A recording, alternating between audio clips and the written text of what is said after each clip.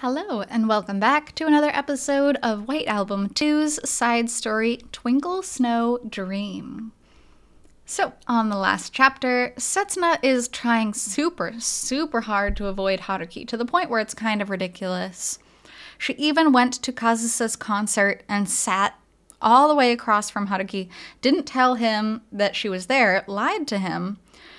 Now, Io is trying to talk some sense into Setsuna about how silly it is trying to remain a trio when it's hurting her this bad, and Takeya is trying to talk some sense into Haruki about how ridiculous the whole situation is. So, let's continue on with there. Setsuna, what you're doing is weak. It's full of contradictions. No, it's not. What do you expect to do in college with an attitude like this? You're going to have to see him every day. You'll be spending a lot more time together with him. At some point, the sun had hidden itself. The sky had become murky with clouds, the wind grown colder. Maybe I'll switch departments. And Setsuna's emotions had changed to the same color and temperature. Really? Would that fix everything? I've never been good at politics and economics. English literature might be better for me. That's not what I'm asking. No, that could be it in one sense. What does that mean? Well, Setsuna, you were originally talking about going into English lit until Haruki decided to go for politics and economics. Oh, man. It's true. And it's interesting that just because of that one thing, just because Kazusa ended up with Haruki, the trajectory of Setsuna's future, of everything that she had decided, has skewed so much from the original story. And I kind of love that too. You twisted up your own ambitions because you wanted to be with this guy so badly, and now you're going to distance yourself from him? Is that what you want? Don't tell Haruki? Of course I can't do that. For his sake, not yours. Sorry. I'm sorry. The shame of realizing that the core of her heart, which she had tried to desperately to cover up, had slipped out, took her body's temperature to boiling. Come on, just stop. This isn't what Setsuna Ogiso does. Ew. You regret it. It's agony being the three of you. That's why you're running away with no idea what to do. She was being opened up. And that's good, because if you refuse to take a look inside of yourself, if you refuse to look into your own heart and mind, somebody else has to do it for you. And it's painful. But no one to do that like your best friend. Because really, you want to be with him. You like Haruki. Every little feeling that she had loathed in herself was being unraveled, exposed, one by one. You don't want it to be 3. You want it to be 2. That's not it. What's not it? She had worked so hard to cover them up with clean, white snow. I'm not that earnest or that pure. I want both of them. I really want both. I'm so greedy. But here they were before her eyes, dark, dirty, like mud, trampled and crushed underfoot. Oh, man. And she does, in the beginning, we know from reading the side stories, we know, not really from the game itself, but from a lot of the bonus content, Setsuna did not want Kazusa to be a part of the music club. She was nervous about that. She really did want it to be the two of them, but I truly believe that she did come to love Kazusa as a friend and as just someone who could understand her in a way that other people can't. So I do believe her when she says she wants both. But as it stands, with Kazusa getting in the way of her being with Haruki, I do think that's been tainted to an extent. You know, Haruki, you should really quit calling her Setsuna. What the hell? You call her Setsuna-chan. That's different. The weight of calling her by her first name is completely different for each of us. That's true. That's very true. Takeya's words now were the very words that Haruki himself had thrown at his best friend over and over. And yet, no, maybe exactly because of that, those words, straight from the heart, were the words he wanted to hear least in the world right now. I'm going to ask you this one more time, Haruki. Which one of them do you really like? What? Kazusa, obviously. Uh-huh. I figured. But Setsuna is still a dear friend, right? They're both really important to you, but one of them is your girlfriend and one of them is a friend. That's not a great situation. And I would argue that normally it's fine. It's fine to have friends that are the same gender. It's fine to have friends that are the opposite gender. That's not a problem. But in such a close-knit triangle where both of the girls are clearly in love with you, and I'm not just talking a little crush, because whatever, sometimes you can't help a little crush. They love Haruki. That is not a healthy situation to stay in. That is one of those things where you have to be like, look, we're friends, but I need to keep my distance from you. We need to not do this. And it's hard. But obviously what you're doing right now is not working out. Friend.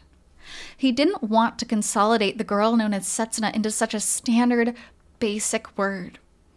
From an object for coverage to a friend, from a friend to a companion, and from a companion to one of three. A special girl whose disguise was peeled back every time their bond deepened, who steadily became more appealing every time her disguise was peeled back. You think Setsuna-chan won't be hurt if you made a weird little distinction like that? You think Toma won't be hurt if that's the only distinction you make? Even though he was disgusted with himself for holding these special feelings for her, he couldn't avoid the girl who had given him those feelings.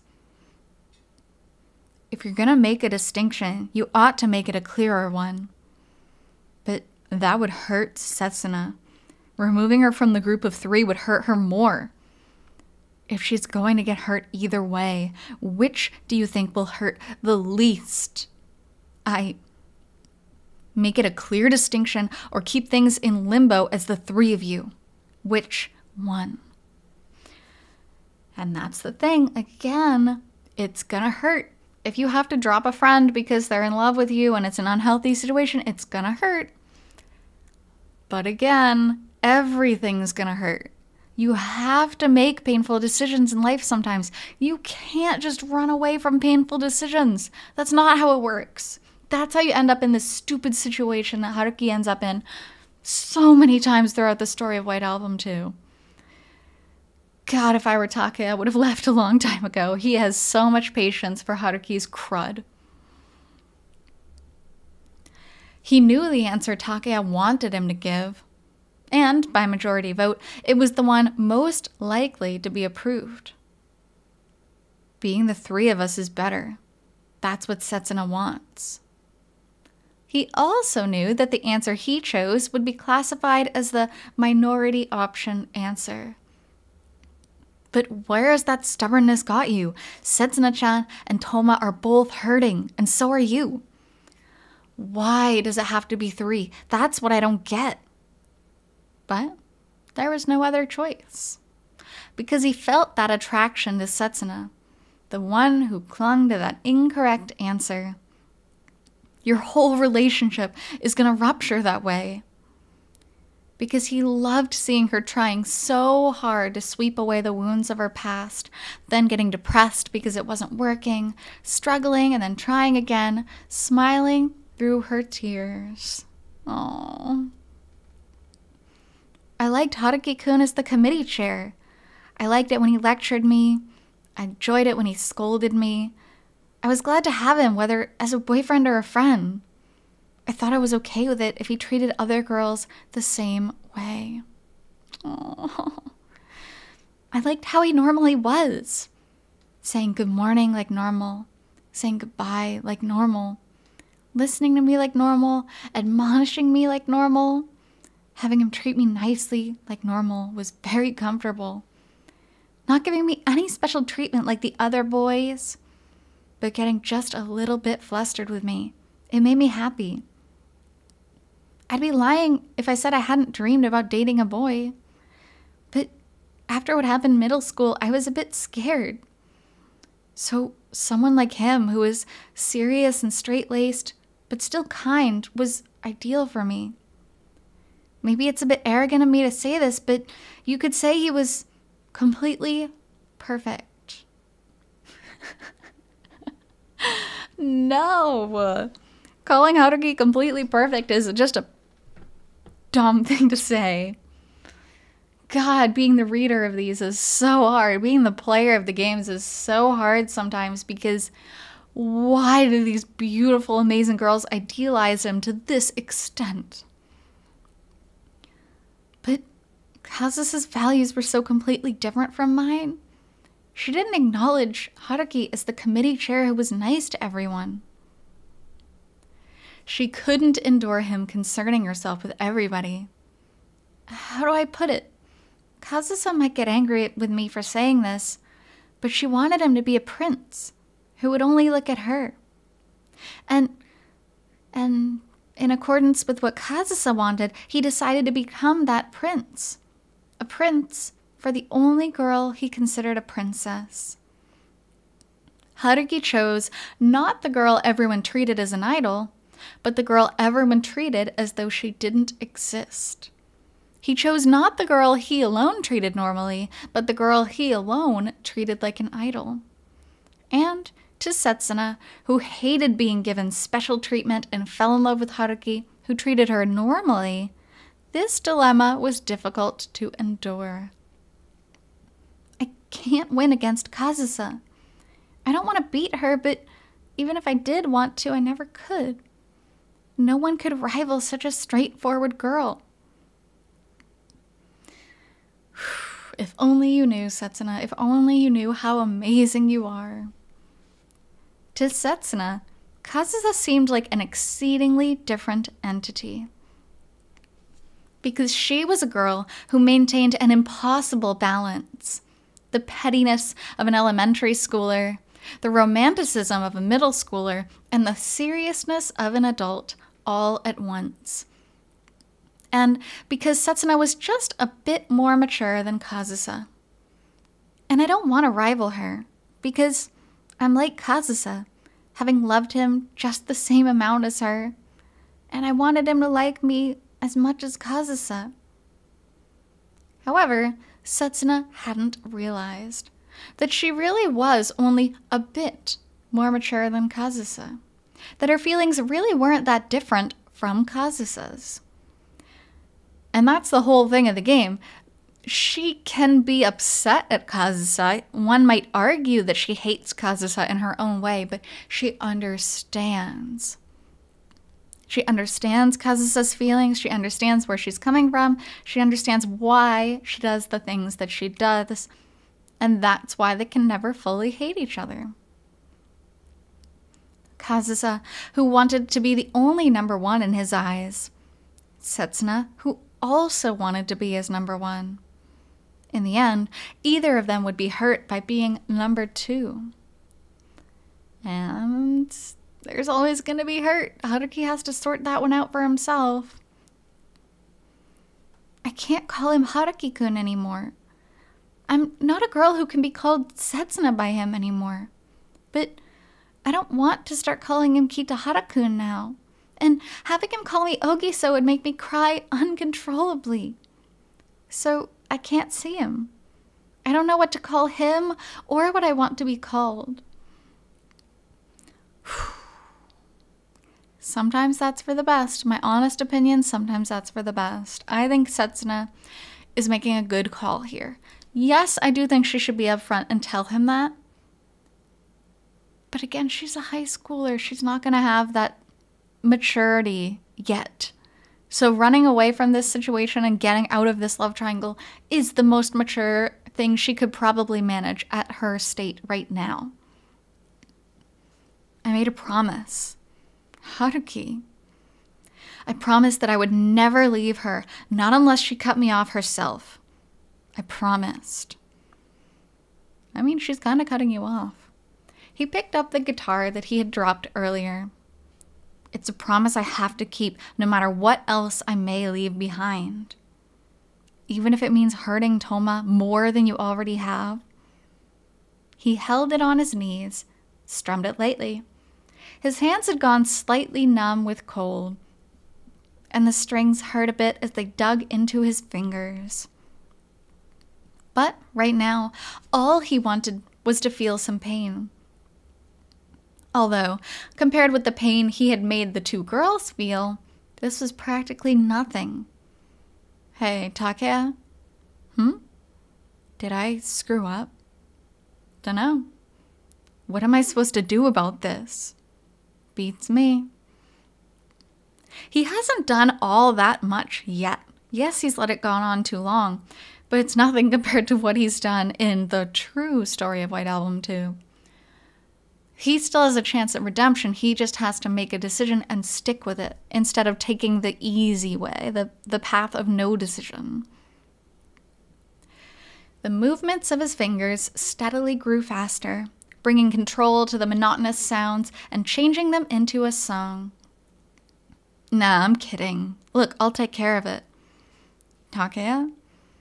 Oh, wait, that might come off wrong. Io and I will take care of it. Then, no need to rush. First, the 5 of us need to get together. Ooh, that's going to be an awkward gathering. It was the song he had been playing just before. That fleeting song with a melody and lyrics suited to this freezing season. Once Toma's got her endorsement for sure, why don't the 5 of us all go skiing? Skiing? You know, mess around in a big group, look at the snow, bathe in a hot spring. It doesn't have to be 3 people, right? You don't have to leave one person out of a trio that way, see? Messing around, snow, hot springs, and that oath. He strummed the strings more forcefully, trying to drown out the memories rushing around his head. Well, there you go. We'll handle the details. I'll get in touch once it's all set. If you keep spending all this time on me, you won't have as much time for dating yourself. I'd rather be in a group of 5 than alone with a girl, honestly. So, keep it up in April, Haruki. Wow. And I think this says a lot about Takea's character. He's not just a womanizer. He is a person. He is a good friend. He does want to spend time with friends. And really, one of the biggest reasons he's always out with those girls is because he wanted to show off to Io. But if he could be in this group of friends instead, with Io included, and his 2 best friends included, I mean, that's what he would really want. I love Takea. I think he's such a complex character. Outside the window, the sky was dark and somber, and it looked like it could start snowing at any moment. 5? We'll be there, Setsuna. Takea and I will. Io. Setsuna let her feelings overflow. Let her tears overflow. Her crying fit gradually slowed, and when it tapered off, Io murmured to Setsuna, "You can keep calling him Haruki-kun. You can keep being Setsuna to him. I can't. But you have to loosen up a little bit in your connection with him." Just as Takea said to Haruki. Or really, she was passing on the strategy that the 2 of them had discussed and settled upon around 3 years ago. You'll be glad to have Haruki there, right? And Toma-san? Yeah. Okay, then will you stop this, Setsuna? Will you? I will. Setsuna hesitated for at least half a minute before giving that simple 2-word answer. Oh, Setsuna, God.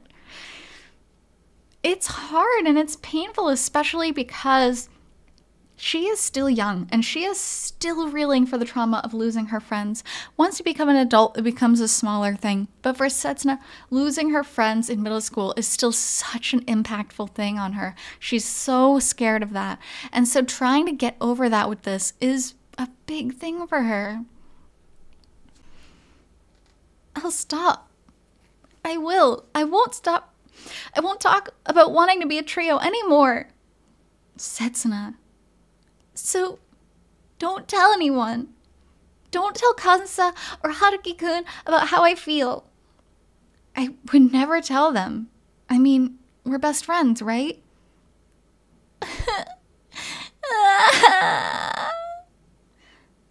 And at that moment, even though she had just stopped crying, her face crumpled once again. Sheesh, who would believe you were the school idol? To see you now. Setsuna let her tears flow again. This time, it wasn't anything so simple as a crying fit. This was wailing, wrung all the way from her throat. Yo, But these weren't tears of regret. They were forward-facing tears, an oath that she would never turn back again. Which is good. Forward-facing tears. I've never actually heard that expression before, but I really like it. You're not looking back at the past. You're just upset about losing the future. Which it is what it is, and now you have to make your own future, and that is beautiful. Setsuna, you're going to end up an even better girl than you are now. A perfect idol who would turn any guy's head. Never cling desperately to the trio again.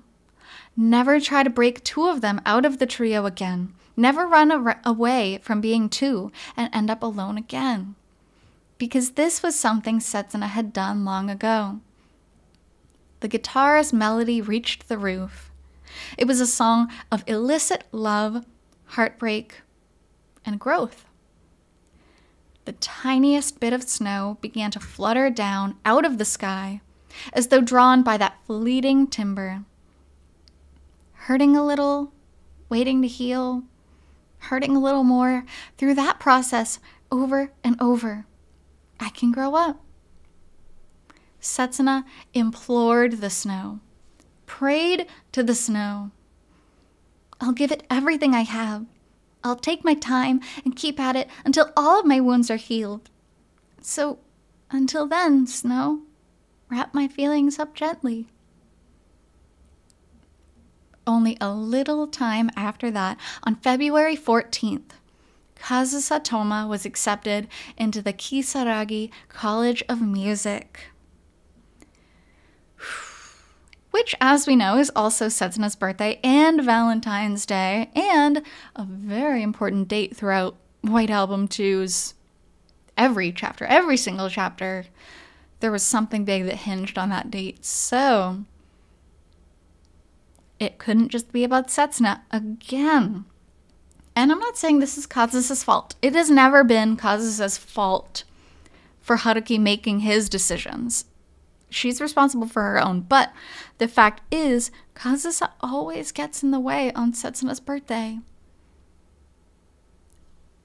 And she didn't choose to get accepted into the College of Music on that date, but somehow, through the writing of White Album 2, there's always something. So, we will stop there for today. Thank you so much for being here on this episode of Twinkle, Snow, Dream from White Album 2, and I'll be back with the next chapter shortly. Until then, hope you take care.